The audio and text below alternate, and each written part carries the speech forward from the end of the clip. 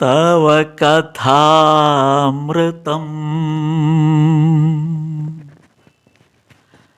തപ്തജീവനം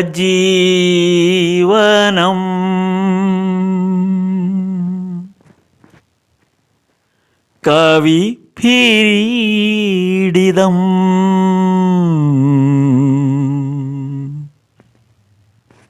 കൽമഷാപഹം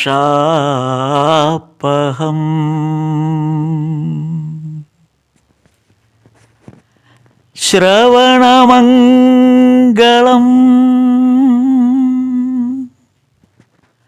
ശ്രീമദാത്തദം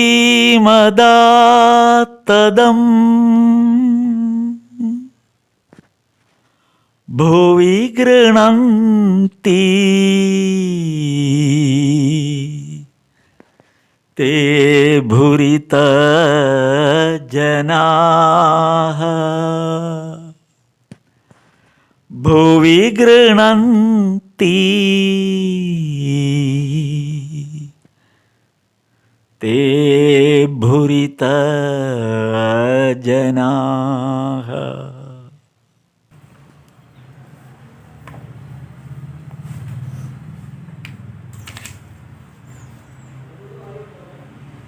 നമസ്തേ. Sri Ramakrishna വചനാമൃതം volume 1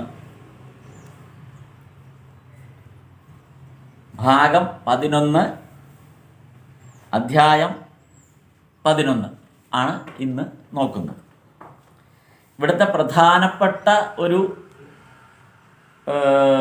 വിഷയം എന്തെന്ന് വെച്ചാൽ ഭഗവാന്റെ ഏറ്റവും പ്രധാനപ്പെട്ട ഉപദേശം എന്ന് പറയുന്നത് ഭക്തി ഉപദേശമാണ്. അപ്പം അതിലേക്കുള്ളൊരു പ്രവേശനം കൂടിയാണ് ഈ ഭാഗം വരുന്നത്. അതായത് ഭഗവാൻ പറയുന്നത് ഈ ലോകം എന്ന് പറയുന്നത് ഒരു ആനന്ദ മന്ദിരമാണ്. നമ്മുടെ സ്വതവേയുള്ള നമ്മുടെ മനസ്സിൻ്റെ ആത്മാവിൻ്റെ സ്വതവേയുള്ള ഭാവം എന്ന് പറയുന്നത് ആനന്ദമാണ്, സച്ചിദാനന്ദം. പക്ഷെ ആ സച്ചിദാനന്ദം അനുഭവിക്കുന്നതിന് കുറേ കാര്യങ്ങളുണ്ട്. അതിലേക്കുള്ള മാർഗമാണ് ഭക്തി. അതാണ് ഇവിടെ പരാമർശിക്കുന്ന വിഷയം. അപ്പോൾ ഈ സച്ചിദാനന്ദത്തിൻ്റെ ഉറവിടത്തെക്കുറിച്ച് ഭഗവാൻ നല്ലൊരു ഉദാഹരണം പറയുന്നു. ആ ഉദാഹരണം ഇങ്ങനെയാണ്: ഒരു പാത്രത്തിൽ കുറേ കറികൾ അടുപ്പത്ത് വച്ചിരിക്കുകയാണെന്ന് വിചാരിക്കുക. അപ്പോൾ പാത്രത്തിലെ വെള്ളം നല്ലപോലെ തിളയ്ക്കുന്നു ഈ ചൂടുകൊണ്ട്, തീയുടെ ചൂടുകൊണ്ട്. ആ തിളയ്ക്കുന്ന വെള്ളത്തിൽ കിടക്കുന്ന കഷ്ണങ്ങൾ, കറിയിലെ കഷ്ണങ്ങൾ തുള്ളിച്ചാടുന്നു. അപ്പോൾ ഈ പാത്രത്തിലുള്ള വെള്ളം വിചാരിക്കുന്നത്, അല്ലെങ്കിൽ പാത്രം വിചാരിക്കുന്നത്, ആദ്യം പാത്രം വിചാരിക്കുന്നത് എൻ്റെ ആ ചൂട് കൊണ്ടുള്ള കഴിവ് കൊണ്ടാണ് ഇതിനകത്തെ വെള്ളം തിളയ്ക്കുന്നത് എന്നാണ്. ഈ വെള്ളം വിചാരിക്കുന്നത് സ്വതവേയുള്ള എൻ്റെ ആ ഒരു തിളപ്പാണ് ഈ തിളയ്ക്കുന്നതിൻ്റെ കാരണം. ആ ഞാൻ തിളയ്ക്കുന്നത് കൊണ്ടാണ് ഈ കഷ്ണങ്ങൾ തുള്ളുന്നത്. ഇങ്ങനെ ഓരോരുത്തരും അവരവരുടേതാണ് ശക്തി എന്നുള്ള ധാരണയിലാണ് ഇരിക്കുന്നത്. കഷ്ണങ്ങൾ വിചാരിക്കുന്നത് തങ്ങൾ സ്വതവേ ഇങ്ങനെ തുള്ളിച്ചാടിയിരിക്കുന്ന ആളുകളാണ്, തങ്ങളുടെ ശക്തിയാണ് ഇത് എന്നാണ്. അപ്പം കഷ്ണം ആലോചിക്കുന്നില്ല താൻ കിടക്കുന്നത് തിളയ്ക്കുന്ന വെള്ളത്തിലാണ് എന്ന്, വെള്ളം ആലോചിക്കുന്നില്ല താൻ ഇരിക്കുന്നത് ഒരു പാത്രത്തിലാണ്. അപ്പോൾ ഇവിടെ യഥാർത്ഥത്തിൽ ഇതിൻ്റെ സോഴ്സ് എന്താണ്? ഈ പാത്രത്തിനടിയിലെ തീയാണ്. അത് പാത്രം അറിയുന്നില്ല. ഈ തീ കെട്ടുപോയാൽ ആ നിമിഷം വെള്ളത്തിൻ്റെ തിളപ്പും തീരും, കഷ്ണങ്ങളുടെ തുള്ളിച്ചാട്ടവും നിൽക്കും. അപ്പോൾ ആ തീ എന്താണ് എന്നുള്ളതിലേക്കാണ് ആ ഭക്തിയുടെ മാർഗം നമ്മെ നയിക്കുന്നത്. ആ തീയെ തിരിച്ചറിയാനാണ്. അല്ലാതെ നമ്മൾ കിടന്ന് തുള്ളുന്നത് കൊണ്ടോ നമ്മൾ കിടന്ന് തിളയ്ക്കുന്നത് കൊണ്ടോ നമ്മുടെ ശക്തിയാണെന്ന് വിചാരിക്കരുത്, അല്ലെങ്കിൽ നമ്മളാണ് ഇതെല്ലാം വഹിക്കുന്ന പാത്രമാണെന്ന് വിചാരിക്കരുത്. ഇവിടെ ഈ പാത്രം എന്ന് പറയുന്നത് നമ്മുടെ ശരീരം, ഈ വെള്ളം എന്ന് പറയുന്നത് നമ്മുടെ ബുദ്ധി. ഇതിൽ തിളച്ചുകൊണ്ടിരിക്കുന്ന ആ കഷ്ണങ്ങൾ എന്ന് പറയുന്നതാണ് പഞ്ചേന്ദ്രിയങ്ങൾ. ഇതിൻ്റെ ഒരു വിശകലനമാണ് ഈ ഭക്തി ഉപദേശത്തിൻ്റെ പ്രധാനമായ ഒരു അംശം, അല്ലെങ്കിൽ അതിൻ്റെ കണ്ടൻറ്റ്. അതാണ് ഈ അധ്യായത്തിൽ നമ്മൾ വിശകലനം ചെയ്യാൻ പോകുന്ന ഭാഗം. ഇനി എല്ലാവരും ഇതിൻ്റെ ഓഡിയോ ആണ് ഇനി കേൾക്കുക, വീഡിയോ അല്ല. അപ്പോൾ ഓഡിയോ സശ്രദ്ധം ഒന്ന് കേൾക്കുക. ജയ് ശ്രീരാമകൃഷ്ണ.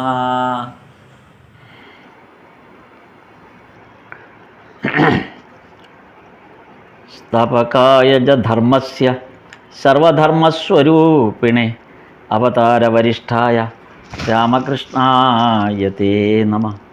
ലജ്ജാപടാവൃതേ നിത്യം ശാരദേ ജ്ഞാനദായികേ പാപേഭ്യോ ന സദാ രക്ഷ കൃപാമയി നമോസ്തുതേ.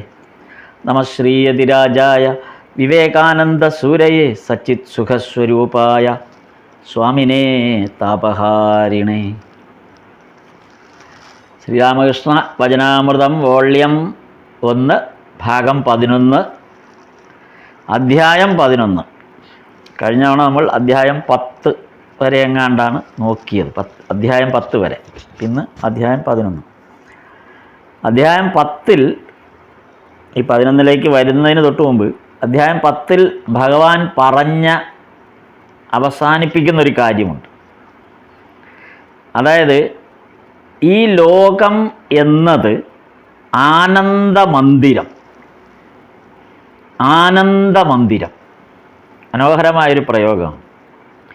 ഈ ലോകം എന്നത് ആനന്ദമന്ദിരം, ഒരു വീടായിട്ട് നമ്മളിതിനെ സങ്കല്പിക്കുകയാണ്. ഈ ലോകത്തെ നമ്മളൊരു വീടായിട്ട് സങ്കല്പിക്കുക. ആനന്ദമന്ദിരം എന്നുള്ളൊരു വീടാണിത്. ഈ വീട്ടിലെ അംഗങ്ങളാണ് നമ്മളെല്ലാം. അപ്പോൾ ഈ ആനന്ദമന്ദിരത്തിൽ കഴിയുന്ന നമ്മൾ കൂടുതലും നമ്മൾ കഴിയുന്നത് ആനന്ദമന്ദിരത്തിലാണ്. ഈ ആനന്ദമന്ദിരം നമുക്ക് നിർമ്മിച്ച് നമ്മളെ ഇവിടെ പാർപ്പിച്ചിരിക്കുന്നത് ഈശ്വരനാണ്. പക്ഷേ ഈ ആനന്ദമന്ദിരത്തിൽ കഴിയുന്ന നമ്മൾ കൂടുതൽ പേർക്കും വേവലാതി പൂണ്ട ഒരു ജീവിതമാണ് നയിക്കേണ്ടി വരുന്നത്. പലപ്പോഴും ബഹുഭൂരിപക്ഷം പേരുടെയും കാര്യത്തിൽ ഒരു വേവലാതി, അതായത് അസംതൃപ്തമായ, അല്ലെങ്കിൽ വേണ്ടത്ര ഈ ആനന്ദമന്ദിരം എന്നുള്ള പേരാണെങ്കിൽ പോലും അതിനകത്തൊരു ആനന്ദം തോന്നാത്ത വിധം അങ്ങനെയുള്ള ഒട്ടനവധി പ്രോബ്ലംസാണ് നമ്മളിവിടെ നിലനിർത്തിക്കൊണ്ടിരിക്കുന്നത്. അപ്പം അതെന്താണ് അങ്ങനെ സംഭവിക്കുന്നത്? എവിടെ നിന്നാണ് ഈ വേവലാതി നമ്മൾ ഏറ്റുപിടിക്കുന്നത്? യഥാർത്ഥത്തിൽ ആനന്ദമന്ദിരത്തിൽ വേവലാതി ഒന്നുമില്ല. ആനന്ദമന്ദിരം സച്ചിദാനന്ദ സ്വരൂപമാണ്. ആനന്ദമന്ദിരത്തിൻ്റെ സ്വഭാവം തന്നെ സച്ചിദാനന്ദ സ്വരൂപമാണ്. പക്ഷേ നമ്മൾ എവിടുന്നോ വേവലാതി വിലയ്ക്ക് മേടിക്കുന്ന പോലെയാണ് ഏറ്റുപിടിക്കുക. ശരിയായ രീതിയിൽ ഈ ആനന്ദമന്ദിരത്തിൽ ആനന്ദിക്കാനുള്ള വകകൾ മാത്രമാണ് ഈശ്വരൻ ഒരുക്കിയിരിക്കുന്നത്. എന്നാൽ ആ ആനന്ദം അനുഭവിക്കുക എന്നുള്ള കാര്യത്തിൽ നമ്മൾ എങ്ങനെയൊക്കെയോ നമുക്കത് പരാജിതരാകുന്നു. ആ ആനന്ദം, ഈശ്വരൻ ഒരുക്കി വച്ചിരിക്കുന്ന ഈ ആനന്ദത്തെ അനുഭവിക്കാൻ ഈ ആനന്ദമന്ദിരത്തിലെ കുടുംബാംഗങ്ങളായ നമുക്ക് എങ്ങനെയൊക്കെയോ ഒരു പ്രശ്നങ്ങളാണ്. നമ്മൾ അതിന് സന്നദ്ധമാകുന്നില്ല എന്നുള്ളതാണ് സത്യം. ഈ ആനന്ദത്തെ അനുഭവിക്കാൻ നമ്മൾ സന്നദ്ധരാകുന്നില്ല. അങ്ങനെയാണെങ്കിൽ എന്താണ് അതിന് കാരണം? ഇപ്പം ഭഗവാൻ പറഞ്ഞത്, നമ്മൾ ഇവിടെ ഈ ആനന്ദമന്ദിരത്തിൽ കഴിയുന്ന നിങ്ങൾ, അല്ലെങ്കിൽ ഈ ലോകത്ത് ജീവിക്കുന്ന ഈ ആനന്ദമന്ദിരത്തിൽ കഴിയുന്ന ആളുകൾ, അവരെ സംബന്ധിച്ചിടത്തോളം ഘൃണ, ലജ്ജ, ഭയം, ശങ്ക അല്ലെങ്കിൽ ശോകം, ജുഗുപ്സ, ജാതി, കുലം, ശീലം, ഇങ്ങനെ 8 ബന്ധനങ്ങൾ നമ്മളിവിടെ അനുഭവിക്കുന്നുണ്ട്. 8 തരം ബന്ധനങ്ങൾ. അതാണ് ഈ പറഞ്ഞ ഘൃണ, ലജ്ജ, ഭയം, ശങ്ക, ജുഗുപ്സ, ജാതി, കുലം, ശീലം, ഇങ്ങനെ 8 ബന്ധനങ്ങൾ. ഈ 8 ബന്ധനങ്ങളെക്കുറിച്ച് പ്രതിപാദിക്കുന്നത് കുലാർണവതന്ത്രം എന്ന ഗ്രന്ഥത്തിലാണ്. കുലാർണവതന്ത്രം എന്ന ഗ്രന്ഥത്തിലാണ്. വചനാമൃതത്തിൽ അതിൻ്റെ ഫുട് നോട്ട് കൊടുത്തിട്ടുണ്ട്. കുലാർണവതന്ത്രം ഈ 10ാം അധ്യായത്തിൻ്റെ അവസാനം ഉള്ള ഭാഗത്ത് ഒരു ഫുട് നോട്ടുണ്ട് കുലാർണവ തന്ത്രത്തെക്കുറിച്ച്. അപ്പോൾ ഈ ഗ്രന്ഥത്തിലാണ് ഇക്കാര്യമുള്ളത്. യഥാർത്ഥത്തിൽ ഇത് താന്ത്രിക ആചാര്യങ്ങൾ പഠിക്കുന്നവർക്ക് വേണ്ടിയിട്ടുള്ളതാണ് ഈ കുലാർണവതന്ത്രം എന്ന ഗ്രന്ഥം. ശിവശക്തി ഉപാസനയാണ് ഈ കുലാർണവ തന്ത്രം ആ ഗ്രന്ഥം പഠിക്കുന്നവർ ചെയ്യുന്നത്.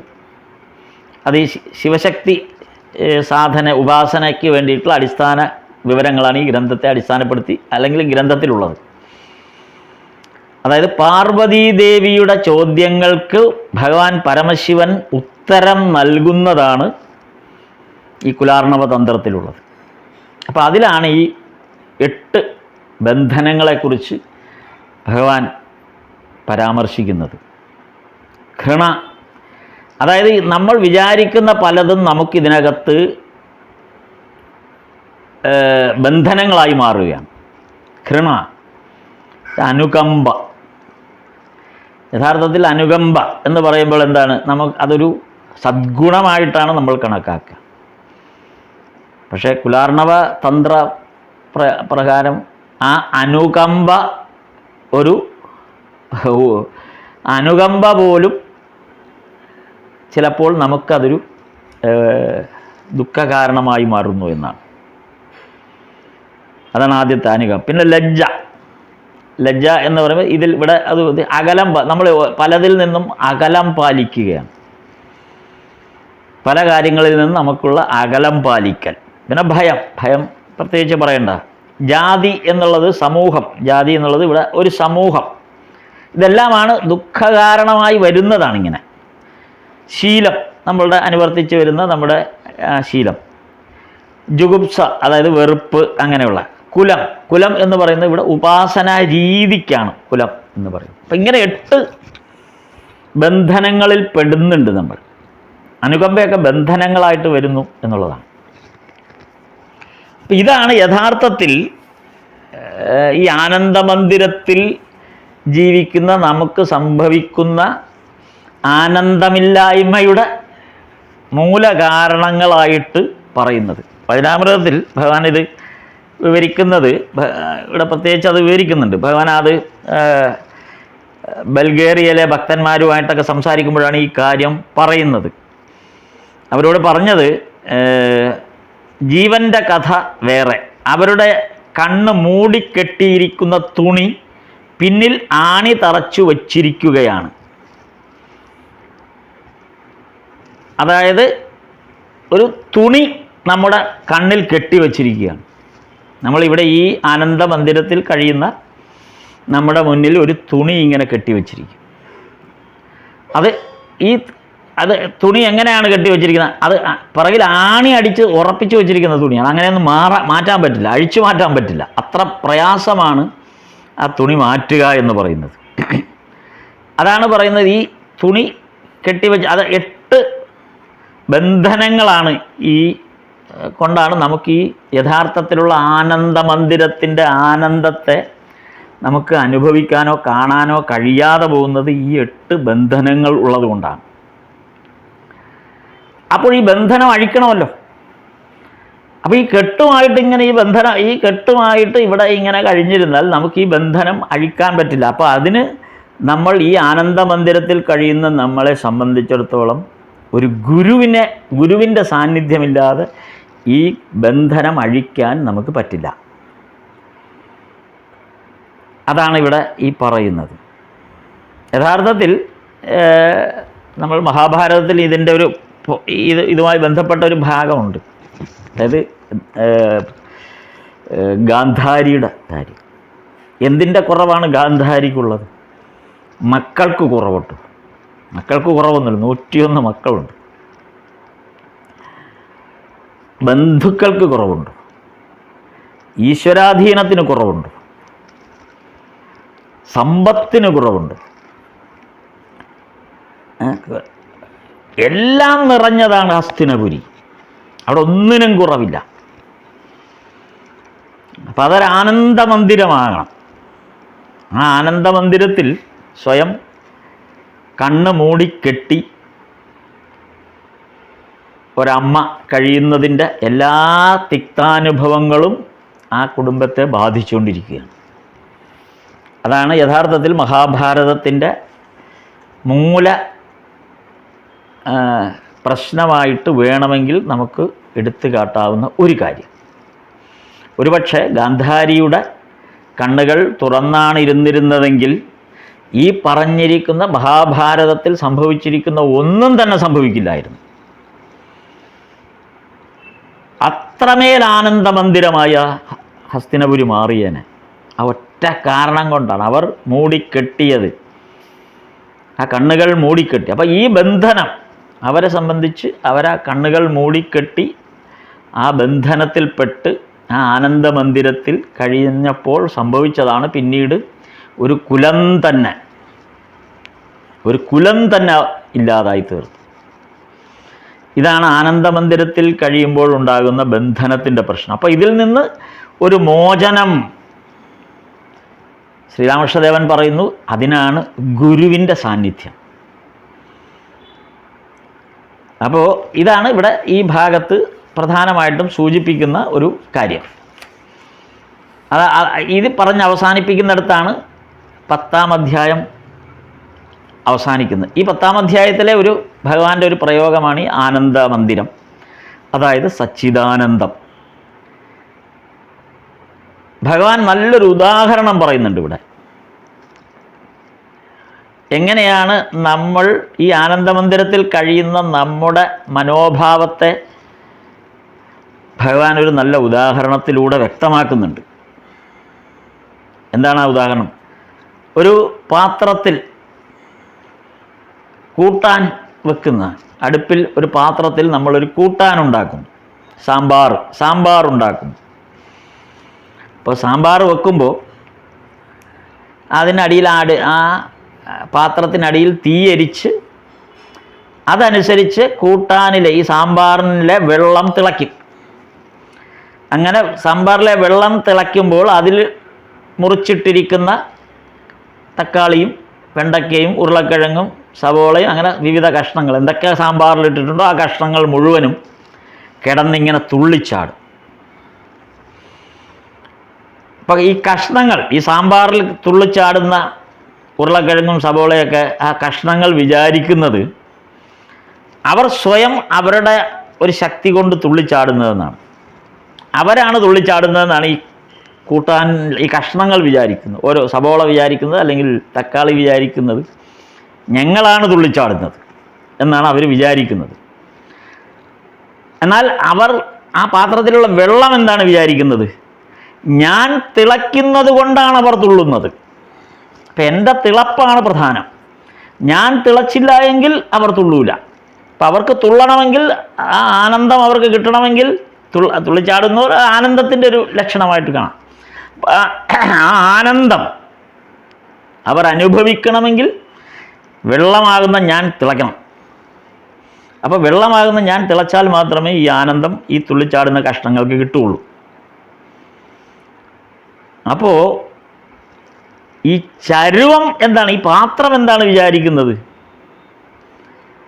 ഈ വെള്ളം തിളയ്ക്കുന്നതും ഈ കഷ്ണങ്ങൾ തുള്ളുന്നതുമെല്ലാം ഞാനില്ലെങ്കിൽ ഇതെന്തെങ്കിലും ഉണ്ടോ?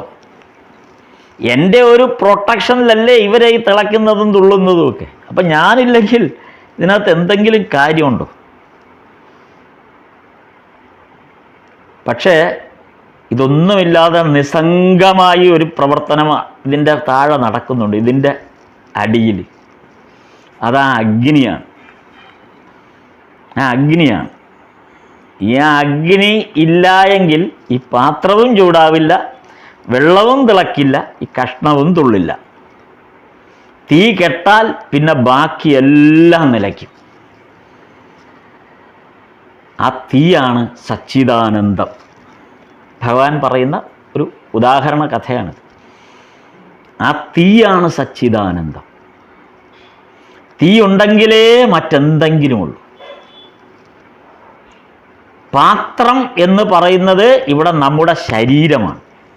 പാത്രം നമ്മുടെ ശരീരം, വെള്ളം നമ്മുടെ ബുദ്ധി, കഷ്ണങ്ങൾ ഇന്ദ്രിയങ്ങളാണ്, പഞ്ചേന്ദ്രിയങ്ങളാണ് ഈ കഷ്ണങ്ങൾ.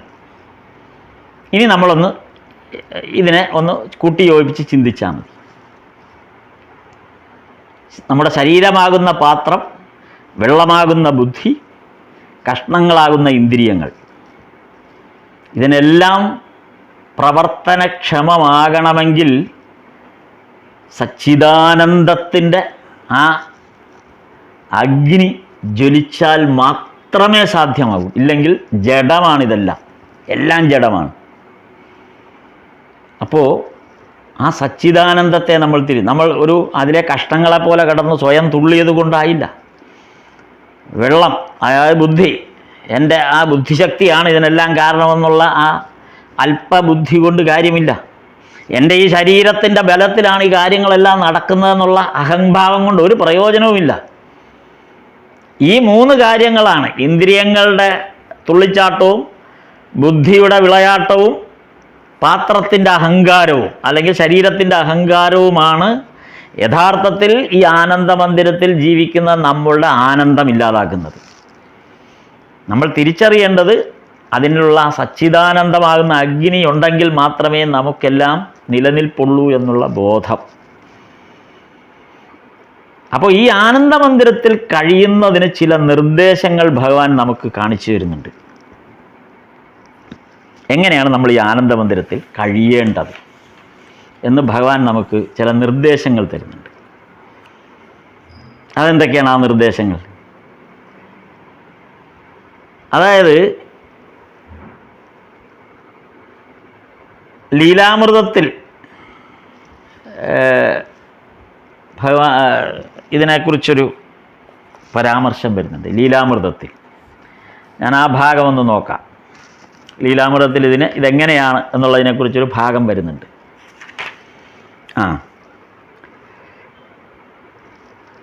ഈ ഒരു മനുഷ്യനെ സംബന്ധിച്ചിടത്തോളം ആ ഒരു മനുഷ്യനിൽ അത്യാവശ്യം വേണ്ട ശിശു സഹജമായ നിഷ്കളങ്കതയും സരളതയും ഇത് ഒന്നിച്ച് ഉണ്ടാകുക എന്നുള്ളതാണ് പ്രധാനം. ഇതിന് ഏറ്റവും എന്താണ് ഇതിനകത്ത്, ആരെയാണ് നമുക്കിത് ചൂണ്ടിക്കാണിക്കാൻ കഴിയുക? ഈശ്വരൻ തന്നെയാണ് അത് നമ്മെ ബോധ്യപ്പെടുത്തുന്നത്. ഇവിടെ ശ്രീരാമകൃഷ്ണദേവൻ തന്നെയാണ് നമ്മെ അത് ബോധ്യപ്പെടുത്തേണ്ടത്. ഒരു കുട്ടിയുടെ സരളതയും തികഞ്ഞ ആ കുഞ്ഞിൻ്റെ ഒരു ഭാവം, ശൈശവഭാവം, നിഷ്കളങ്കഭാവം, സരളത, ഇത് രണ്ടും ചേരുമ്പോഴാണ് തികഞ്ഞൊരു മനുഷ്യത്വം എന്ന് പറയുന്നൊരു ഭാവം ഉണ്ടാകുന്നത്. ഇത് ഉദാഹരണം ആരാണ്? ഭഗവാൻ ശ്രീരാമകൃഷ്ണദേവൻ തന്നെ. എട്ടും പൊട്ടും തിരിയാത്ത ഒരു കൊച്ചുകുട്ടി എല്ലാവരുടെയും സ്നേഹം പിടിച്ചു പറ്റുന്നത് സ്വാഭാവികമാണ്. ഇത് പ്രായപൂർത്തിയായപ്പോഴും ശ്രീരാമകൃഷ്ണദേവനെ കാണുമ്പോൾ ആളുകളുടെ മനസ്സിൽ ഇതേ മനോഭാവമാണ് ഉണ്ടായത്. അല്ലെങ്കിൽ ആളുകളിൽ ഉണ്ടാകുന്ന മനോഭാവം ഇതിനനുസരിച്ചാണ് വരുന്നത്. ബാലകഭാവം, പരമഹംസദേവൻ്റെ ബാലകഭാവം. അങ്ങനെ സ്നേഹത്തോടുകൂടി കണ്ടിരുന്നവരുടെ മനസ്സിൽ, ഭഗവാനെ ആ തരത്തിൽ കണ്ടിരിക്കുന്നവരുടെ മനസ്സിലാണ് യഥാർത്ഥത്തിൽ വിശ്വാസവും ഭക്തിയും ഉണ്ടാകുന്നതായി കാണുന്നത്. ആ ഭക്തിയും വിശ്വാസവും, ഭഗവാനോടുള്ള ഈ ഭക്തിയും വിശ്വാസവും ഒന്നിച്ചുണ്ടായതിൻ്റെ ആകർഷണമാണ് യഥാർത്ഥത്തിൽ ദക്ഷിണേശ്വരത്തേക്ക് ഇത്രയും ആളുകളെ ആകർഷിക്കാൻ, അല്ലെങ്കിൽ അവരിത്രയും പേർ ഇവിടെ തടിച്ചുകൂടാനുള്ളൊരു കാരണം, അല്ലെങ്കിൽ ഭഗവാന്റെ അടുത്തേക്ക് വരാനുള്ള ഒരു കാരണം. അപ്പം ഈശ്വരൻ്റെ ഈ ഭാവത്തെയാണ് നമ്മൾ കാണേണ്ടത്. നമ്മൾ ഈശ്വരനെ എങ്ങനെ കാണുന്നു എന്നുള്ളതിൻ്റെ ഒരു ഉദാഹരണം ശ്രീരാമകൃഷ്ണദേവൻ്റെ ഈ ഒരു ഭാവതലം നമ്മൾ മനസ്സിൽ സങ്കല്പിക്കുക. അങ്ങനെ തന്നെയാണ് നമ്മൾ ഈശ്വരനെ സമീപിക്കേണ്ടത്. ഒരു കുഞ്ഞിൻ്റെ നിഷ്കളങ്കതയും സരളതയും നിറഞ്ഞ തികഞ്ഞ മനുഷ്യത്വം എന്നൊരു ഭാവത്തിലേക്ക് ഈശ്വരനെ സങ്കല്പിക്കുകയാണ് ചെയ്യുന്നത്. അങ്ങനെ വന്നെങ്കിൽ മാത്രമേ ഇത് ഈശ്വര സാക്ഷാത്കാരത്തിന് സാധ്യമാകുകയുള്ളൂ. അങ്ങനെയുള്ളവർക്കാണ് ഈ ആനന്ദമന്ദിരത്തിൽ ആനന്ദമുണ്ടാകുന്നത്. ഇല്ലെങ്കിൽ കന്മഷവും ഈ പറഞ്ഞ 8 തരത്തിലുള്ള ബന്ധനങ്ങളും പെട്ട് ഈ ആനന്ദമന്ദിരം തന്നെ ഒരു ദുഃഖമന്ദിരമായി മാറും. അപ്പോൾ അതാണ് ഇവിടെ പ്രത്യേകിച്ച് ഈ എങ്ങനെയാണ് ഭഗവത് സ്വരൂപം എന്ന് ലീലാമൃതത്തിൽ നമ്മെ ബോധ്യപ്പെടുത്തുന്നത്.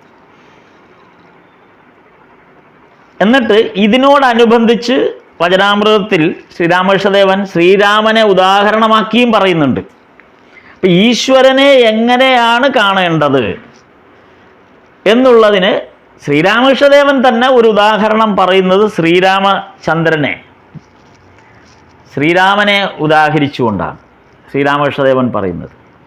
എങ്ങനെയാണ് ഈശ്വരൻ നമ്മുടെ അടുത്ത് പെരുമാറുന്നത്, ഈശ്വരൻ എങ്ങനെയാണ് നമ്മോട് പെരുമാറുന്നത് എന്നുള്ളതിന് ശ്രീരാമനെ തന്നെയാണ് ശ്രീരാമകൃഷ്ണദേവൻ ഉദാഹരിച്ച് കാണിക്കുന്നത്. അതും വചനാമൃതത്തിൽ ആ ഭാഗത്തുണ്ട്. 10-ാം അധ്യായത്തിൻ്റെ അവസാനം അതും വരുന്നുണ്ട്. എന്താണത്? ഭക്തിയുടെ ശാസ്ത്രമനുസരിച്ച് ശക്തിപ്രകാശത്തിന് വ്യത്യാസമുണ്ട്. അതായത് അവതാരങ്ങളുടെ ശക്തിപ്രകാശത്തിന് ഭക്തിശാസ്ത്രമനുസരിച്ച് വ്യത്യാസമുണ്ട് എന്ന് ശ്രീരാമകൃഷ്ണദേവൻ പറയുന്നു. എന്താണ് ആ വ്യത്യാസം? അതാണ് ശ്രീരാമൻ്റെ ഉദാഹരണം എടുത്തത്. യഥാർത്ഥത്തിൽ രാമൻ തന്നെയാണ് സർവസ്വവും, അതിന് സംശയമില്ല. അതാണ് നമ്മൾ ആദ്യം ബോധ്യപ്പെടേണ്ടത്. ശ്രീരാമൻ തന്നെയാണ് സർവസ്വവും. എന്നാൽ ചിലയിടങ്ങളിൽ ശക്തി കൂടുതലും ചിലയിടങ്ങളിൽ ശക്തി കുറവും കാണാം. ശ്രീരാമൻ്റെ കഥയിൽ രാമായണത്തിൽ ഉടനീളം നമ്മൾ സഞ്ചരിക്കുമ്പോൾ ചിലയിടങ്ങളിൽ ശക്തി കുറവും ചിലയിടങ്ങളിൽ ശക്തി കൂടുതലും കാണാം. രാവണ നിഗ്രഹത്തിന് തയ്യാറെടുത്ത് നിൽക്കുന്ന ശ്രീരാമനെ സംബന്ധിച്ച് ശക്തിയുടെ ഉത്തുംഗ പാരമ്യതയിലേക്കാണ് ചെല്ലുന്നത്.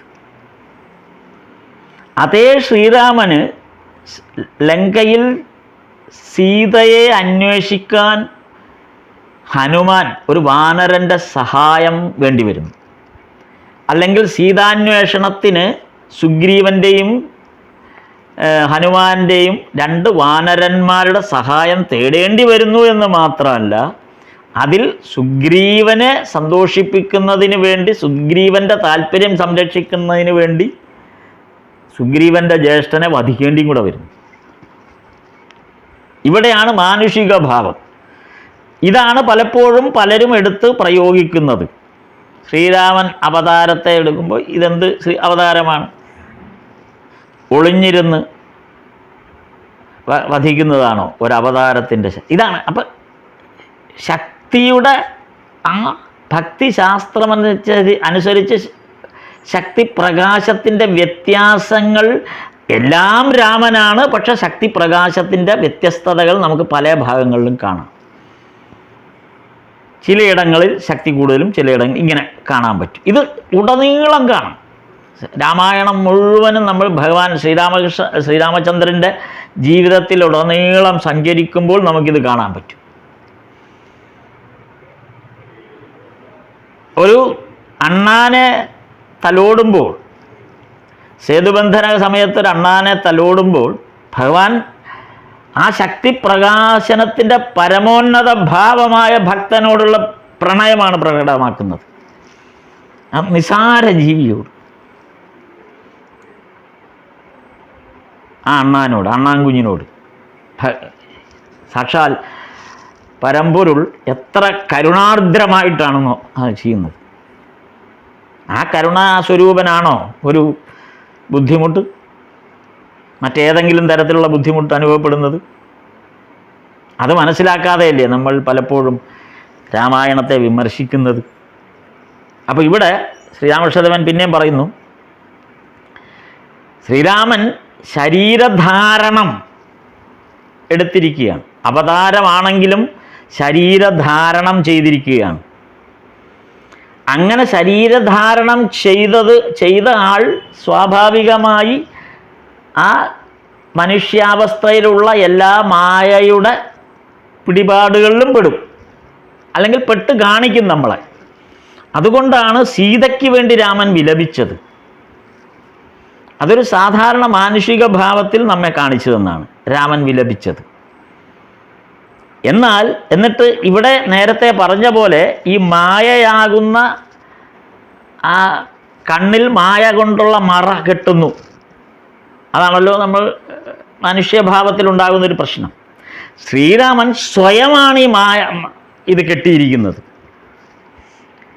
ശ്രീരാമൻ സ്വയം കണ്ണ് മായയാകുന്ന ആ മറ സ്വയം കണ്ണുകൊണ്ട് സ്വയം മൂടിക്കെട്ടിയിരിക്കുകയാണ്.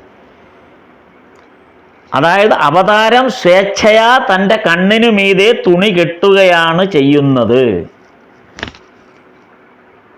കാര്യം അത് ആ മാനുഷ്യഭാവത്തിൽ ആണ് താൻ അവതരിച്ചിരിക്കുന്നത് എന്നുള്ള ബോധം ലോകത്തിന് കാണിച്ചു കൊടുക്കാനാണ്. അപ്പോൾ ഇതാണ് ശ്രീരാമകൃഷ്ണദേവൻ ഇതാണ് നമ്മളോട് പറയുന്നത്. എങ്ങനെയാണ് ഈ നമ്മുടെ ഉള്ളിൽ, അതായത് ഈശ്വരനോടുള്ള നമ്മുടെ മനോഭാവത്തിൻ്റെ എങ്ങനെ ആയിരിക്കണം നമ്മുടെ മനോഭാവം, ഇത് മനസ്സിലാക്കി വേണം നമ്മൾ ഈശ്വര സാക്ഷാത്കാരത്തിന് ശ്രമിക്കേണ്ടത്. അല്ലെങ്കിൽ അങ്ങനെ വേണം നമ്മുടെ ഉള്ളിൽ ഈശ്വരാവതാരങ്ങളെക്കുറിച്ചുള്ളൊരു സങ്കല്പം രൂപീകൃതമാവേണ്ടത്. നമ്മുടെ എല്ലാം ഉള്ളിൽ ഈശ്വരനുണ്ട്, എന്നാൽ അത് വെളിപ്പെടാത്തത് എന്തുകൊണ്ട്? അപ്പോഴാണ് അടുത്ത സംശയമുണ്ടായത്.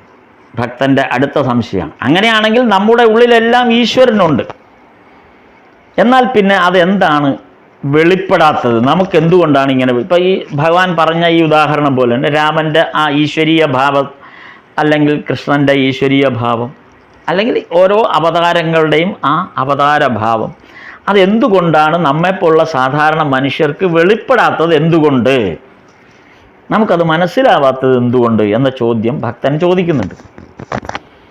അപ്പോൾ ശ്രീരാമകൃഷ്ണദേവനകത്ത് ഏറ്റവും യാതൊരുവിധ ആധ്യാത്മികതയും തൊടാതെ പ്രാക്ടിക്കൽ എക്സാമ്പിളാണ് അവിടെ ഭഗവാൻ കൊടുത്തത്.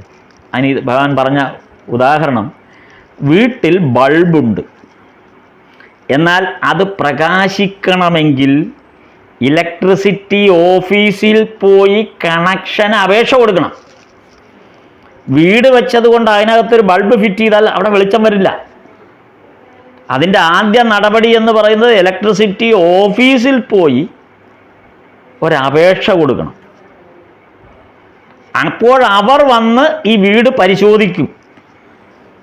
ഇലക്ട്രിസിറ്റി ഓഫീസിൽ നിന്ന് വന്ന് ഈ വീട് പരിശോധിക്കും. നമ്മൾ അപേക്ഷ കൊടുത്തത് ശരിയാണോ എന്നറിയാൻ ഇലക്ട്രിസിറ്റി ഓഫീസിൽ നിന്ന് പരിശോധിക്കും. അവർ വന്ന് ചെക്ക് ചെയ്ത് വെരിഫിക്കേഷൻ പൂർത്തിയായി പിന്നെ നമ്മൾ ഫീസ് കൂടെ അടയ്ക്കണം.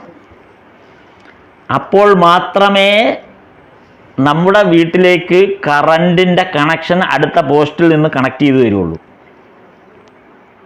ഇത്രയും ശ്രമം നമ്മൾ നടത്തണം. ഇതാണ് ഈ പ്രോസസ്സ് തന്നെയാണ് ഈശ്വര കടാക്ഷം നമ്മുടെ വീട്ടിലെത്തണമെങ്കിൽ ആദ്യം നമ്മൾ അപേക്ഷിക്കണം, അപേക്ഷ കൊടുക്കണം. അപ്പോൾ ഈശ്വരൻ ആ അപേക്ഷയ്ക്കനുസരിച്ചുള്ള പരീക്ഷണങ്ങൾ നമുക്കുണ്ടാവും, പരിശോധനകൾ നമുക്കുണ്ടാവും. ആ പരിശോധനകളിൽ നമ്മൾ സത്യസന്ധമായി ആണ് എന്നുള്ള, അല്ലെങ്കിൽ ആത്മാർത്ഥമായിട്ടാണ് എന്നുള്ള ആ ഭാവം ബോധ്യമാകണം. അപ്പോൾ മാത്രമാണ് ഈശ്വര കടാക്ഷം നമ്മുടെ വീട്ടിലേക്ക് അല്ലെങ്കിൽ നമ്മിലേക്ക് എത്തുകയുള്ളൂ. ഭഗവാൻ വേറൊരു ഉദാഹരണം കൂടെ അവിടെ പറയുന്നുണ്ട് വചനാമൃതത്തിൽ. ഗ്യാസ് കമ്പനിക്ക് അപേക്ഷ കൊടുക്കുന്ന കാര്യം. ഗ്യാസ് കമ്പനിക്ക് അപേക്ഷ കൊടുക്കുന്ന കാര്യം, അവർ ഗ്യാസ് കുഴൽ ഘടിപ്പിച്ചു തരും, എങ്കിൽ മാത്രമേ വിളക്ക് തെളിയുകയുള്ളൂ. നമുക്ക് 1880കളിലാണ് ഈ സംഭവം. അപ്പം അന്നും വിളക്ക് തെളിക്കണമെങ്കിൽ ഇന്നത്തെ പോലെ ഇലക്ട്രിസിറ്റി ലൈനല്ല, പകരം ഗ്യാസ് ലൈറ്റാണ് അന്നത്തെ കാലത്ത്. അപ്പോൾ ഈ ഗ്യാസ് ലൈറ്റ് നമുക്ക് കിട്ടണമെങ്കിൽ ഇന്നിപ്പോൾ കുക്കിംഗ് ഗ്യാസിന് വേണ്ടി കണക്ഷൻ വരുന്നുണ്ട്, ഫ്ലാറ്റുകളിലൊക്കെ കണക്ഷൻ കൊടുക്കുന്ന പോലെ.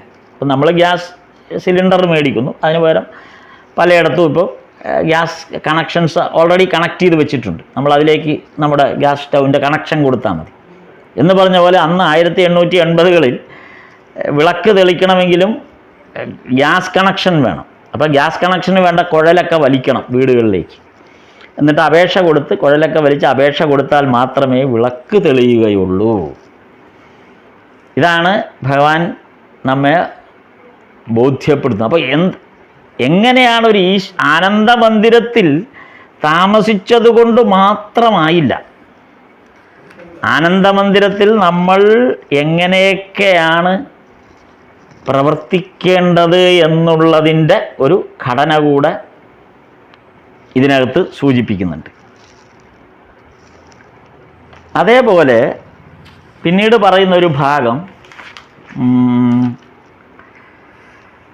ഭക്തിയാണ് ആനന്ദമന്ദിരത്തിൻ്റെ പ്രത്യേകത. ഈ ആനന്ദമന്ദിരത്തിനൊരു പ്രത്യേകതയുണ്ട്, അതിൻ്റെ ഭക്തിയാണ് അതിൻ്റെ പ്രത്യേകത. ഭഗവാൻ പറയുന്നത്, നിങ്ങൾ സംസാരത്തിലിരിക്കുന്നു, അതായത് ആനന്ദമന്ദിരത്തിൽ. ഈ ആനന്ദമന്ദിരത്തിൽ ഇരിക്കുമ്പോൾ നിങ്ങളെ അശ്രദ്ധയിലേക്ക് കൊണ്ടുപോകുന്ന ഘടകങ്ങൾ എന്തെല്ലാമാണോ അത് നിങ്ങൾ ഒഴിവാക്കണം.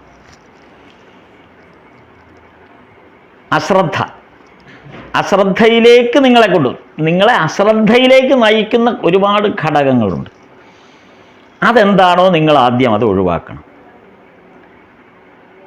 ഈ അശ്രദ്ധ എന്ന് പറയുന്നത് നമ്മൾ പലതരത്തിൽ നമുക്ക് ബോധ്യപ്പെടും.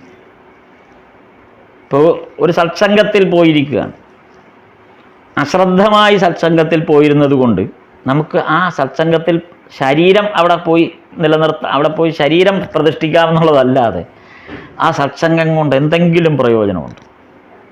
പലപ്പോഴും നമ്മൾ ഈ ഇത്തരം സത്സംഗങ്ങളിലും പ്രഭാഷണ മേഖലകളിലും അല്ലെങ്കിൽ പ്രാർത്ഥനാ മേഖലകളിലും ഒക്കെ കാണുന്നതാണല്ലേ, നമ്മളെപ്പോഴും മൊബൈലും കൊണ്ട് പോകും, എന്നിട്ട് അവിടെ ചെന്നിരിക്കും, മൊബൈൽ അടിക്കും, എന്നിട്ട് അത് മറ്റുള്ളവർക്ക് ബുദ്ധിമുട്ടുണ്ടാക്കും, അല്ലെങ്കിൽ മൊബൈലിൽ കൂടെ സംസാരിക്കും. ഇത് സ്ഥിരമായി നമ്മൾ കണ്ടുകൊണ്ടിരിക്കുന്നൊരു കാര്യം. ഇതാണ് ഈ അശ്രദ്ധ. ആനന്ദമന്ദിരത്തിൽ നമുക്ക് കഴിയേണ്ടി വരുന്ന അശ്രദ്ധ ഇതാണ്. ഇത്തരം അശ്രദ്ധകളാണ്.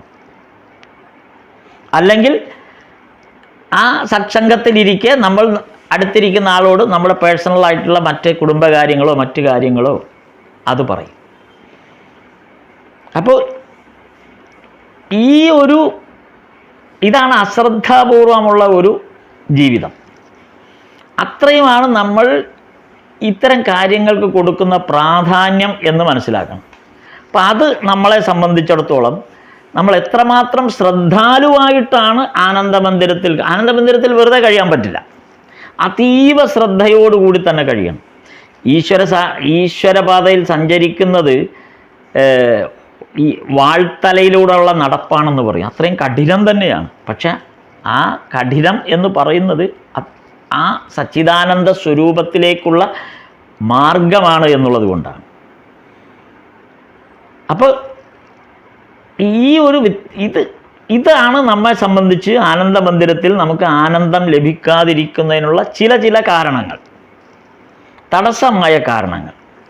ഇങ്ങനെയുള്ള ഉദാഹരണങ്ങൾ എത്ര വേണമെങ്കിലും നമ്മൾ നമ്മുടെ ചുറ്റുപാടും നമ്മുടെ ജീവിതത്തിലും നമ്മൾ പരിശോധിച്ചാൽ നമുക്ക് ഇതുപോലെ എന്തൊക്കെയാണ് ഈ ആനന്ദമന്ദിരത്തിൽ നമ്മളെ തടസ്സപ്പെടുത്തുന്ന ഘടകങ്ങളെന്ന് നമുക്കിത് മനസ്സിലാക്കാൻ പറ്റും. ഭഗവാൻ രസകരമായി ഇവിടെ പറയുന്നത്, മക്കൾക്കും ഭാര്യയ്ക്കും, അല്ലെങ്കിൽ ഭാര്യയാണെങ്കിൽ ഭർത്താവിനും അത്യാവശ്യം വേണ്ടതെല്ലാം ഒരുക്കി കൊടുത്തിട്ട്, ഗൃഹസ്ഥാശ്രമത്തിൻ്റെ കാര്യമായതുകൊണ്ടാണ്, ഗൃഹസ്ഥാശ്രമി ആനന്ദമന്ദിരത്തിൽ താമസിക്കുന്ന കാര്യമാണ് ഈ പറയുന്നത്. മക്കൾക്കും ഭാര്യയ്ക്കും, അല്ലെങ്കിൽ ഭർത്താവിനും, ഭാര്യയാണെങ്കിൽ ഭർത്താവിനും അത്യാവശ്യം വേണ്ടതെല്ലാം ഒരുക്കി കൊടുത്തിട്ട് മാറിയിരിക്കണം. ഈ ശ്രദ്ധ കിട്ടണമെങ്കിൽ അതേ പറ്റൂ. ഇപ്പം നേരത്തെ പറഞ്ഞ പോലെ ഒരു സത്സംഗത്തിൽ ഇരിക്കുമ്പോൾ നമുക്ക് ആ ശ്രദ്ധ വേണമെങ്കിൽ നമ്മൾ അത്യാവശ്യം ചെയ്യേണ്ട ആ കാര്യങ്ങളെല്ലാം നേരത്തെ ചെയ്ത് ഉറപ്പിച്ച് മാറ്റിവെക്കണം. എന്നിട്ട് വേണം മാറിയിരിക്കാൻ.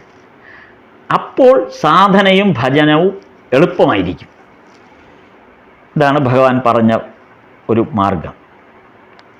തൊട്ടു വരുന്ന ഇതാണ് ഇത് കഴിഞ്ഞ് തൊട്ടു വരുന്ന അധ്യായം 12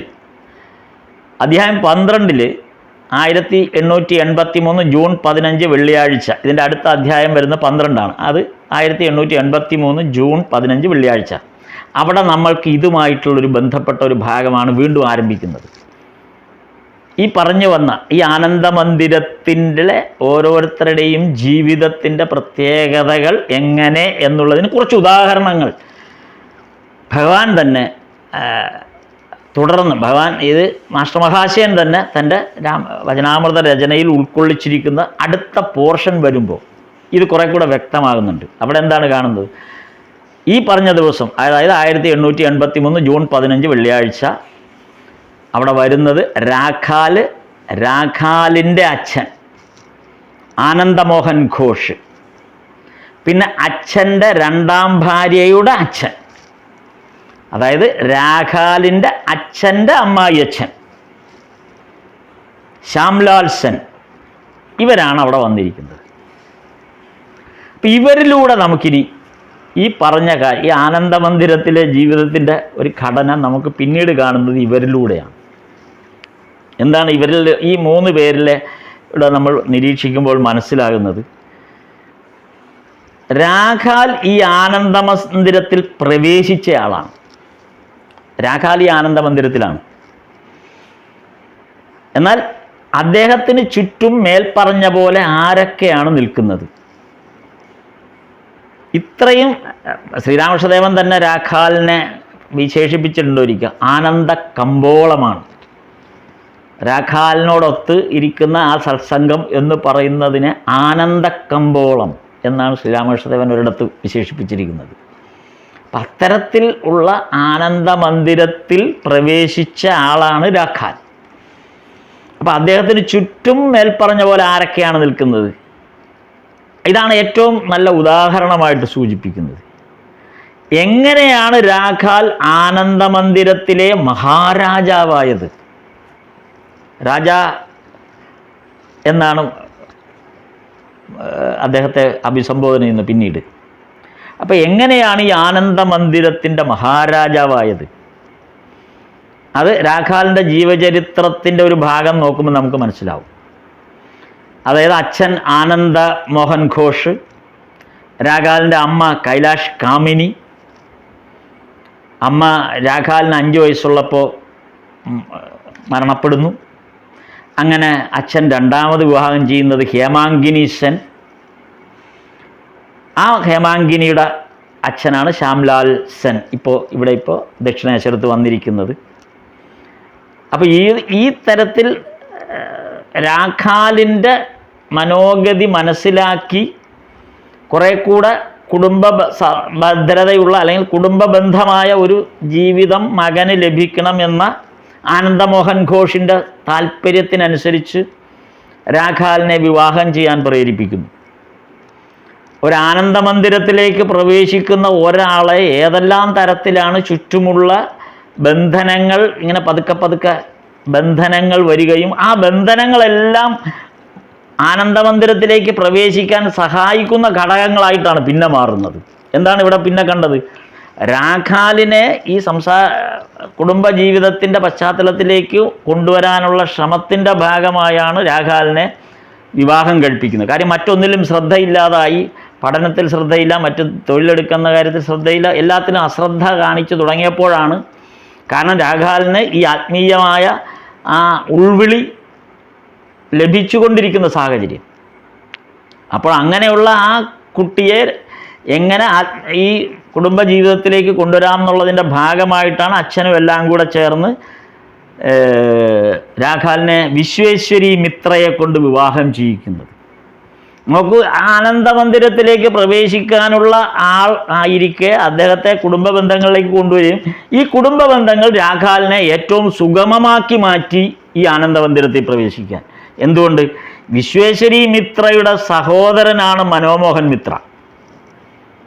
ഈ മനോമോഹൻ മിത്ര ഭഗവാന്റെ ഏറ്റവും വലിയ ഭക്തൻ. ആദ്യകാലത്ത് ഭഗവാനെ തിരിച്ചറിഞ്ഞ് ഭഗവാന്റെ അടുത്ത് വന്ന ആൾ ഒരാളാണ് മനോമോഹൻ മിത്ര. രാമചന്ദ്ര ദത്തയോടൊപ്പം രണ്ടാമത്തെ പേര് പറയാവുന്നത് മനോമോഹൻ മിത്രയുടെയാണ്.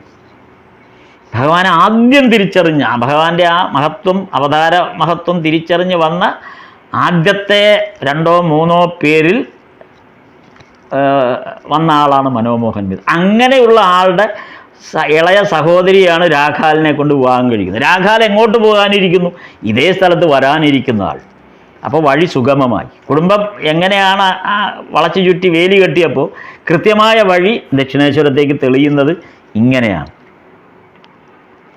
അപ്പോൾ രാഖാലിൻ്റെ അച്ഛൻ ഇവിടെ ഈ പറഞ്ഞ ഭാഗത്ത് രാഖാലിൻ്റെ അച്ഛൻ വന്ന ഒരു ഭാഗം ഈ നേരത്തെ പറഞ്ഞ ഈ അധ്യായത്തിൽ അധ്യായം 12 രാഖാലിൻ്റെ അച്ഛൻ വന്നതിന് പിന്നിലൊരു കഥയുണ്ട്.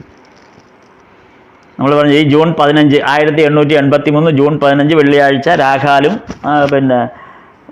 രാഖാലിൻ്റെ അച്ഛനും അച്ഛൻ്റെ അമ്മായി അച്ഛനും എല്ലാവരും കൂടെ അവിടെ വന്ന ആ കാര്യം നമ്മളിപ്പോൾ പറഞ്ഞു. അതിൽ രാഖാലിൻ്റെ അച്ഛൻ അവിടെ വന്നതിന് പിന്നിലൊരു കഥയുണ്ട്. എന്തെന്ന് വെച്ചാൽ ഈ രാഖാലിൻ്റെ അടിക്കടിയുള്ള ദക്ഷിണേശ്വരത്തേക്കുള്ള ഈ പോക്ക് കണ്ടിട്ട് അച്ഛൻ വിചാരിച്ച പോലുള്ള ഒരവസ്ഥയിലേക്ക് മകൻ വരുന്നില്ല എന്ന് കണ്ട് പൂട്ടിയിട്ടു. രാഖാലിനെ മുറിയിൽ പൂട്ടിയിട്ടു. അങ്ങനെ രാഖാലിന് പിന്നെ പുറത്തിറങ്ങാൻ വയ്യാതായി. അല്ലെങ്കിൽ പുറമെ കാവലുണ്ട്. ഇപ്പോൾ മുറി തുറന്ന് ഇറങ്ങാൻ നിവൃത്തിയില്ല, പൂട്ടിയിട്ടു. അപ്പോൾ ഈ രാഖാലിൻ്റെ അച്ഛൻ ആനന്ദമോഹൻ ഘോഷ് ഒരു അഡ്വക്കേറ്റ് കൂടിയാണ്. ആ ഇടയ്ക്കാണ് അദ്ദേഹത്തിന് ഒരു കേസ് വന്നു പെട്ടു. ആ കേസ് ജയിക്കാൻ ഒരു സാധ്യതയുമില്ല.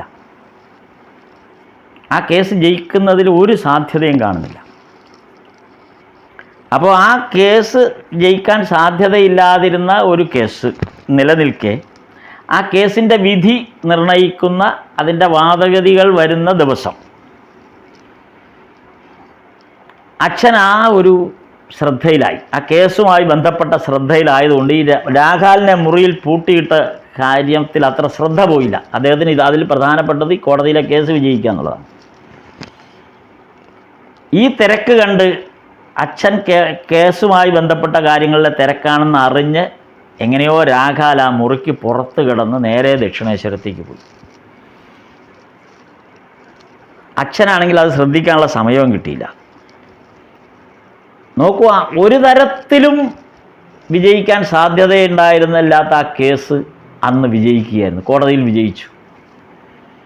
അപ്പോൾ രാഖാലിൻ്റെ അച്ഛൻ വിചാരിച്ചത്, പ്രത്യേകിച്ച് ശ്രീരാമകൃഷ്ണദേവനെക്കുറിച്ച് രാഖാൽ നിരന്തരം പറയുന്നതും ആ കാര്യങ്ങളെല്ലാം കൂടെ വെച്ച് രാഖാലിനെ സംബന്ധിച്ചിടത്തോളം, ശ്രീരാമകൃഷ്ണദേവനെ സംബന്ധിച്ചിടത്തോളം ഒരു ബോധം രാഖാലിൻ്റെ അച്ഛനുണ്ടായിരുന്നു. മാത്രമല്ല തൻ്റെ 2ാം ഭാര്യയുടെ സഹോദരനിൽ നിന്നും ഈ ഒരു അറിവ് അച്ഛന് കിട്ടിയിരുന്നു. ഇത് രണ്ടും കൂടെ വരുമ്പോൾ യഥാർത്ഥത്തിൽ രാഖാലിൻ്റെ അച്ഛന് ശ്രീരാമകൃഷ്ണദേവനെ ഒന്ന് കാണണം എന്ന തോന്നലുണ്ടായി. അങ്ങനെയാണ് ശ്രീരാമകൃഷ്ണദേവനെ കാണാനായിട്ട് അദ്ദേഹം ഇവിടെ ദക്ഷിണേശ്വരത്ത് വരുന്നത്. അതാണ് ഈ 12ാം അധ്യായത്തിൽ നമ്മൾ തുടക്കത്തിൽ കാണുന്നത്. അപ്പോൾ അവിടെ ഇവരെല്ലാം വന്ന് ഭഗവാനോടൊപ്പം ഇരുന്ന് സംസാരിക്കുന്നതായിട്ടുള്ള ആ ഒരു പ്രധാന ഭാഗമാണ് ആ ഭാഗത്ത് വിവരിച്ചിരിക്കുന്നത്. ആ വരവിൻ്റെ കാരണമാണ് നേരത്തെ പറഞ്ഞത്. അപ്പോൾ ഈ കൂടെ വന്നിരിക്കുന്നത് ആരാണ്? രാഖാലിൻ്റെ അച്ഛൻ്റെ കൂടെ വന്നിരിക്കുന്നത് രാഖാലിൻ്റെ അച്ഛൻ്റെ അമ്മായി അച്ഛനാണ്, 2ാം ഭാര്യയുടെ അച്ഛനാണ്. അപ്പോൾ അദ്ദേഹത്തിനും ഭഗവാനെക്കുറിച്ച് അറിയണമെന്നുണ്ട്, ശ്രീരാമകൃഷ്ണദേവൻ്റെ കാര്യങ്ങളെക്കുറിച്ച് കൂടുതൽ നേരിട്ട് അറിയണമെന്നുള്ള ആഗ്രഹം അദ്ദേഹത്തിനുണ്ട്. അപ്പോൾ അതുകൊണ്ടാണ് അദ്ദേഹവും വന്നത്, കാര്യങ്ങളൊക്കെ ഒന്ന് അറിയാൻ. കാര്യം ഇത് എല്ലാം കൂടെ വെച്ച് നോക്കുമ്പോൾ ഉണ്ടാകുന്ന ആ ഒരു സാഹചര്യത്തെ നേരിട്ട് മനസ്സിലാക്കാനുള്ള താല്പര്യത്തോടു കൂടിയാണ് ഇവരെല്ലാം വന്നത്. അപ്പോൾ അദ്ദേഹം തന്നെ ഇവിടെ ചോദിക്കുന്നുണ്ട്. പിന്നെ അദ്ദേഹമാണ് കൂടുതലും ചോദിക്കുന്നത്. രാഖാലിൻ്റെ അച്ഛൻ്റെ അമ്മായി അച്ഛനാണ് പിന്നെ ചോദിക്കുന്നത്, മഹാശയ, ഗൃഹസ്ഥാശ്രമത്തിൽ ഇരുന്നു കൊണ്ട് ഭഗവാനെ പ്രാപിക്കാൻ സാധിക്കുമോ തുടങ്ങിയ ചോദ്യങ്ങൾ അദ്ദേഹം തന്നെയാണ് പിന്നെ ചോദിച്ചു വരുന്നത്. അപ്പോൾ അദ്ദേഹത്തിന് അത് അറിയണം എന്നുള്ള ആഗ്രഹം ഉണ്ടായിരുന്നു. അപ്പം ഇത് ഈ ഗൃഹസ്ഥാശ്രമത്തിൽ നിന്നുകൊണ്ട് ഇങ്ങനെ ഈശ്വരനെ ഭഗവാനെ പ്രാപിക്കാൻ കഴിയുമോ എന്ന് അദ്ദേഹം ചോദിച്ചപ്പോൾ ഭഗവാൻ നൽകിയ ഉത്തരം, ഈശ്വരനിൽ മനസ്സുറപ്പിച്ചിട്ട് ലൗകിക കാര്യം ചെയ്താൽ മതി. ഈശ്വരനിൽ മനസ്സുറപ്പിച്ചിട്ട് ലൗകിക കാര്യം എങ്ങനെ വേണമെങ്കിൽ നിങ്ങൾക്ക് ചെയ്യാം. ഇവിടെ നമ്മളെ സംബന്ധിച്ച് ഈ ഉത്തരം ഭഗവാൻ നൽകുമ്പോൾ നമ്മൾ ഓർക്കേണ്ടത് നമ്മൾ എങ്ങനെയാണ് പ്രവർത്തിക്കുന്നത്. നമ്മൾ നേരെ തിരിച്ചാണ് പ്രവർത്തിക്കുന്നത്. ലൗകിക കാര്യങ്ങൾക്കിടയിൽ സമയമുണ്ടെങ്കിലേ നമ്മൾ ഈശ്വരനെ ഓർക്കുകയുള്ളൂ. നേരെ തിരിച്ചാണ് നമ്മൾ. അതുകൊണ്ടാണ് ആ ഒരു ഈശ്വരനിൽ മനസ്സുറപ്പിച്ച് ലൗകിക കാര്യം ചെയ്യുക എന്ന് ഭഗവാൻ പറയുമ്പോൾ നമ്മൾ നമ്മളെക്കുറിച്ച് ആലോചിക്കുക. നമ്മളിവിടെ നിരന്തരം ചെയ്തുകൊണ്ടിരിക്കുന്നത്, നമ്മൾ കൂടുതൽ പേരും നിരന്തരം ചെയ്തുകൊണ്ടിരിക്കുന്നത് ലൗകിക കാര്യങ്ങൾക്കിടയിൽ സമയമുണ്ടെങ്കിൽ മാത്രം ഈശ്വരനെ നമ്മൾ മാറ്റിവെക്കുന്നത് ഈശ്വരകാര്യമായിരിക്കും. എപ്പോഴും ആദ്യം മാറ്റിവെക്കുന്നത് ഈശ്വരകാര്യമായിരിക്കും.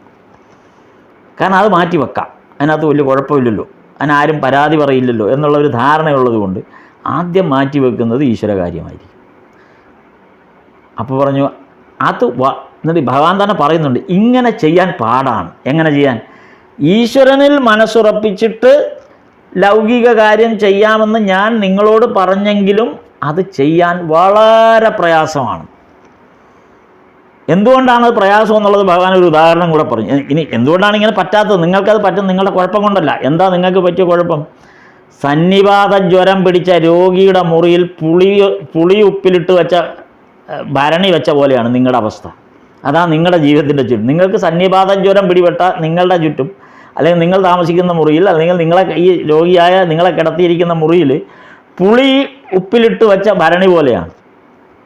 കാര്യം എപ്പോഴും അതിരിക്കുമ്പോൾ അത് കുടിക്കണം. സന്നിപാത ജ്വരം പിടിച്ച ആളാണ്, അയാൾക്ക് എപ്പോഴും അത് കുടിക്കണം എന്നുള്ള ആഗ്രഹമായിരിക്കും.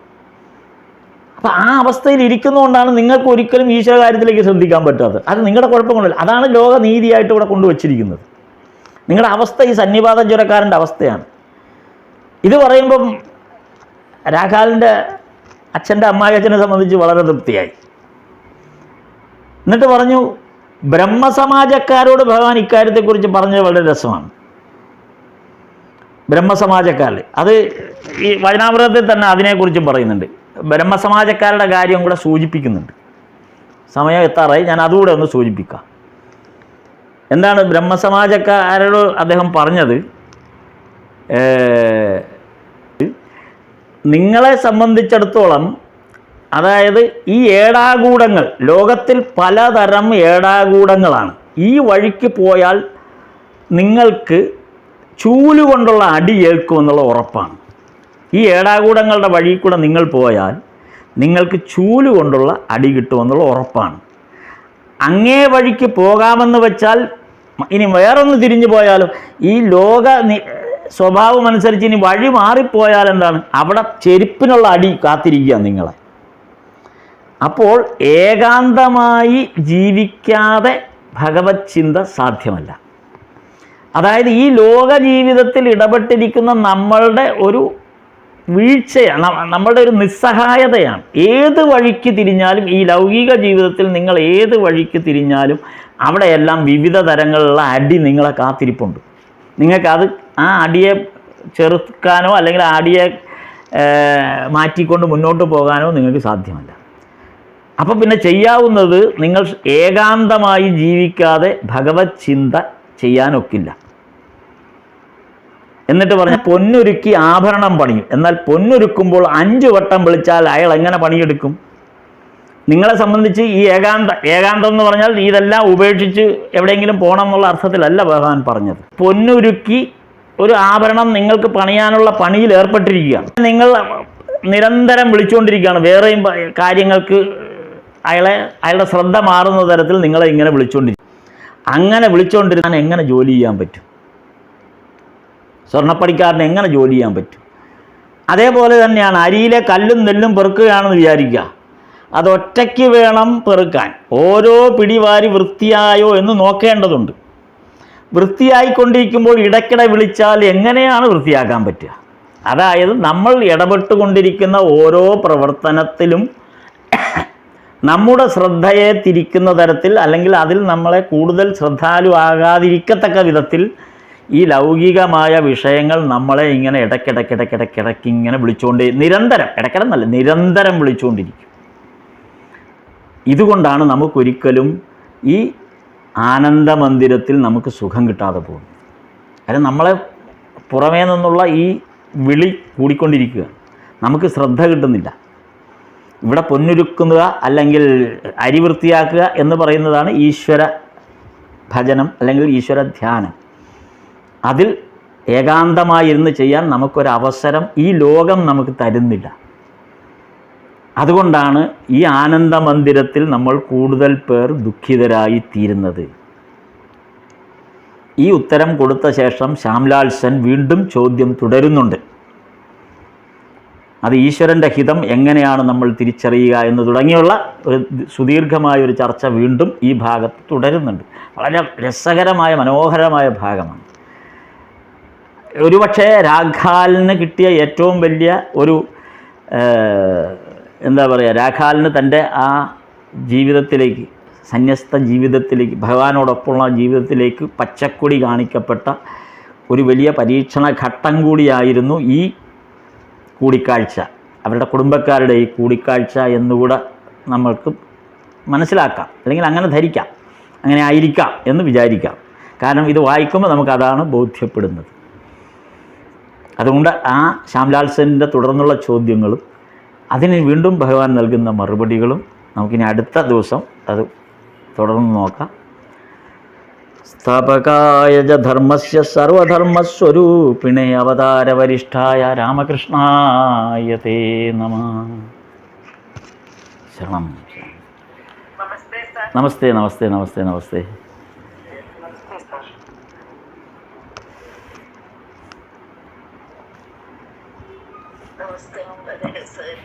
നമസ്തേ നമസ്തേ. ഇതോടൊപ്പം തന്നെ അത് നമ്മൾ വായിച്ചും കൂടെ പോവുകയാണെങ്കിൽ നമുക്ക് കുറേ കൂടെ ഹൃദിസ്ഥമാകും അതാത് ഭാഗങ്ങളെ. അതുകൊണ്ടാണ് ഞാൻ പിന്നെ അധ്യായവും ഭാഗവും ഇങ്ങനെ സൂചിപ്പിക്കുന്നത്. ഒരു ആവർത്തി വായിക്കുമ്പോൾ നമ്മുടെ ഓരോരുത്തർ വായിക്കുമ്പോഴും ഈ അനുഭവതലം വ്യത്യസ്തമാണ്. ഈ പറയുന്ന അനുഭവതലം ആയിരിക്കണമെന്നില്ല, മറ്റൊരു അനുഭവതലം അതാണ് വചനാമൃതത്തിൻ്റെ ഏറ്റവും വലിയൊരു ഗുണം. അതാണ് അനുഭവതലം മാറിക്കൊണ്ടിരിക്കും, വായിക്കുന്നവരുടെ അനുഭവതലം മാറിക്കൊണ്ടിരിക്കും. കാരണം വായിക്കുന്ന ഓരോരുത്തരും അവരവരുടെ ഒരു പരിചയ വലയത്തിൽ നിന്നുകൊണ്ടാണ് ഇത് വായിക്കുന്നത്, ആധ്യാത്മികതയുടെ പരിചയ വലയം. അപ്പം നമുക്കുള്ള അനുഭവം വ്യത്യസ്തമാണ്. അതാണ് ഇതിനകത്ത് ഏറ്റവും വലിയ പ്രയോജനം. അതെ അതെ അതെ അതെ അതെ അതെ അതെ.